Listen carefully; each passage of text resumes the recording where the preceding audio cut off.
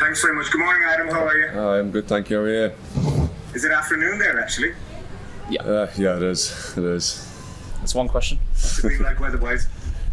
Hot, I can tell you that. It's about 32 degrees now.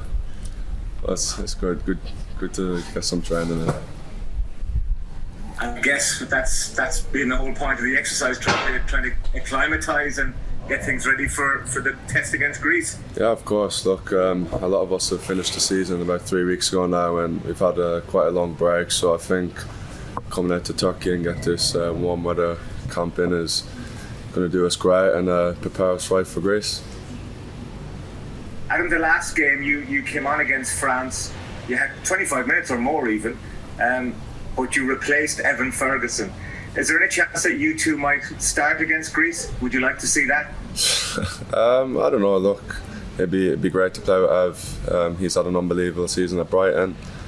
Of course, he scored in his first game with Ireland as well. So to play with Ev would be great. I think everyone knows he's a fantastic player, and who knows, me and Ev could be playing together in Greece. If not, we both support each other. We want to do the best we can for our country.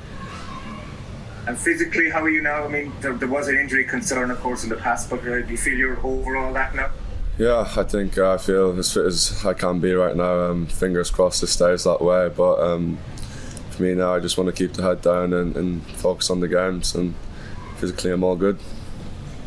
Best of luck to you. Thank you. Thank you. We'll go to Bernard O'Toole next. Bernard O'Toole. Adam, how are things? Just to I suppose expand on what you were chatting to Tony there about, just if it is going to be you or Evan, how are you enjoying that rivalry? And is it in many ways does it bring out the best in you having a rival like him for that starting position? Yeah, I think in every team you need some friendly competition. Like I said, I think all of us, not just Ev, there's 5 of us forwards there. We're all fighting for the same spot, and I think we're all doing it in the right way, and we help each other achieve to the best we can. Whoever starts in any games, I think we all support each other and try to do the best we can, and that's what's so good about this team. There's no egos in this team, and we'll all try to help each other. And just on the Greece game in particular, obviously you played in some big games for your country. How big of a challenge and how big of a game is this in your Ireland career so far? Yeah, it's huge. Obviously, this game's going to be massive for us, and we're all preparing ourselves and looking forward to this game. It's a big game for us in this country, and we just want to go out there and do the best we can and try to get 3 points put on the table. Do you feel it's a must win? I wouldn't say it's a must win. Look, obviously every game we go out there to win, and it is an important game that we feel like we want to go out and win. So look, we're looking forward to it, and we'll do the best we can. Thanks, Ian. Thank you. Damien Spellman, please. Hi, Adam. Adam, you'd established yourself in the Ireland team, and then the injuries happened and what have you. So in the last 18 months, you perhaps only played 1 game, I think it is. How frustrating has that been for you? Yeah, it was a frustrating couple of months. I just started playing games with Norwich at the time before I got injured, and as a player, it's not nice to get injuries, and then to see your team and also the Irish team go out and play games, it's annoying because you want to be out there playing with all the boys. But look, I managed to come through it now, and I'm here, so I'm ready to get to it. Yeah. And how much encouragement and confidence has the new contract given you? That must have been a big boost for you. Yeah, it is. I think that they've been fantastic with me. The support they've given me is unbelievable, and like you said, they gave me a big confidence boost to get back to my old self and get back playing again. That's good. Thank you. Thank you. Phil Egan, please. Adam, just on you talked about your fitness there, and just wondering how long does it take you to kind of get up to speed where you feel you're at your strongest? Look, I came back in December now, and I was probably about 70% in December, and I've played every game since for Norwich. So I think playing these games coming on, starting, gave me a big help. And right now I feel like I'm back to normal fitness. We had 3 weeks off when the season finished, and I'd done some running throughout then, and obviously we've come out here to do some training, so I'm feeling good. it's just playing games, getting minutes in the tank. And it must feel like a really big few weeks and a couple of months for you. Just obviously the 2 games, the Greece and Gibraltar games, but also the prospect of getting a pre-season under your belt as well and setting you up for next season.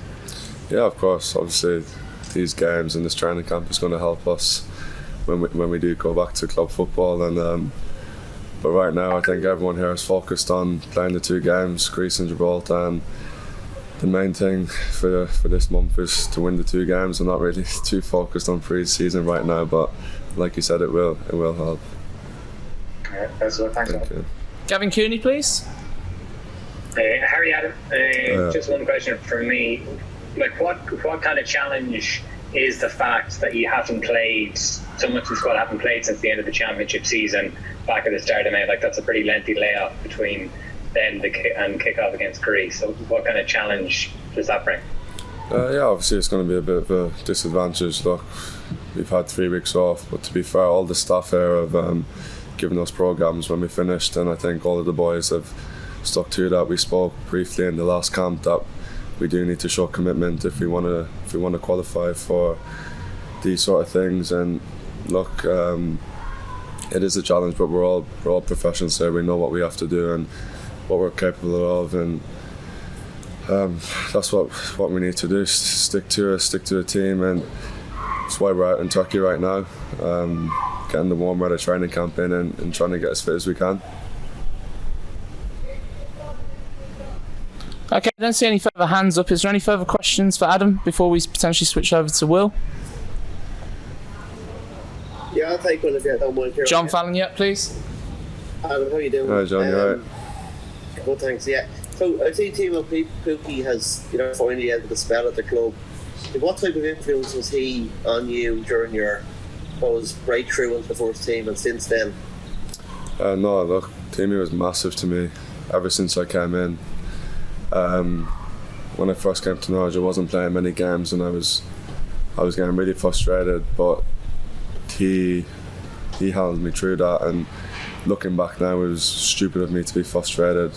As you know, he was scoring all these goals, but even off the pitch, he'd help me off the pitch in terms of what to do outside of football, and on the pitch he was fantastic, and he's a great player to look up to. With all the goals he scored in Championship and the Premier League, it's someone that I look up to a lot, and he's a great person. And Neil O'Riordan there, please. Thanks. Hi, Adam. Hi, okay. Good. Just to follow up on that, given that he's leaving, have you had conversations with the manager at Norwich about what that kind of means for you? Have you told you, listen, this is your big opportunity to be the main man here, or have there been conversations along those lines? No, look, I think every new season's a big opportunity for me. Obviously, it was difficult when Timo was at Norwich. He was the main man, and next season's going to be a big one for me. Try to get myself in the team, but I think me and the manager know it's going to be a good opportunity for me to try and become the main striker at Norwich, and I just have to do the best I can to get in. Is that how you view it, that this is kind of your time and you've got to really seize that chance? Yeah, like I said, I think every season I have to take the opportunity, and it was difficult to try get in the previous seasons, but of course with Timo leaving now, I've got a big chance on my shoulders, and I just have to grab that opportunity and take it. Great, thanks, Owen. Thank you. Okay, it doesn't appear there's any further questions, so Philip, go on then. Sorry, Kieran, I can't find the hand facility. I'm like I'm a dinosaur. Adam, just right, you are, yeah. You would mind. Have Irish fans seen the best of you? That's the first one. And how frustrating is it for you personally that you've yet to score your first Irish goal? Is that a burning ambition? Irish fans, I think for me, I've played some good games for Ireland. I think the best one for me was probably the Portugal game, and obviously that was 2 years ago now. And for me personally, I probably just have to be a bit more consistent, but I don't think I've been bad in many games, and obviously I can be frustrated not scoring goals, but for me personally, again, I feel like I've helped the team quite a bit. Obviously my job is to score goals, and I'm sure that will come come soon, but I just have to keep helping the team. That's the main thing. And just, you've seen other players come in, you've seen Harris and Obafemi and Ferguson, they've all scored a goal. You must feel you want to get that goal personally, and I'd say your celebration will be something special when it comes. Yeah, of course. I think anyone who comes into the team will want to score for Ireland. You know, it's a massive thing, and me being a striker, of course, that's what I want to do. And seeing the other boys score is fantastic, and hopefully I can add to that tally.